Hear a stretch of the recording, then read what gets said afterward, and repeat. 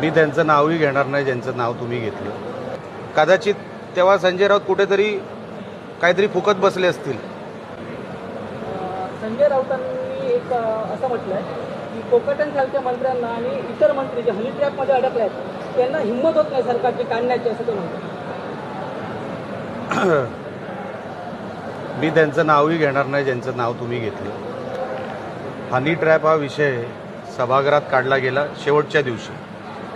अंतिम आठवड्याचा प्रस्ताव जेव्हा शेवटच्या दिवशी घेण्यात आला त्या चर्चेमध्ये हनी ट्रॅप नेमका कोणी कोणावर केला, कुठल्या हॉटेलमध्ये झाला, हे जेव्हा चर्चेमधून बाहेर आलं तर तो एक काँग्रेसवालाच आहे ज्याच्या हॉटेलमध्ये हे सगळं घडलं आणि ज्यांनी हे सगळे ट्रॅप जे काय तुम्ही म्हणताय ज्यांनी लावला.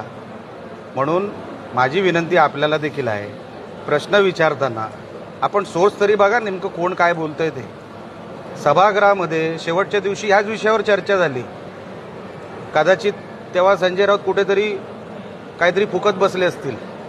जेव्हा चर्चा होते चर्चेमधून काँग्रेसवाल्याचंच नाव बाहेर येतं.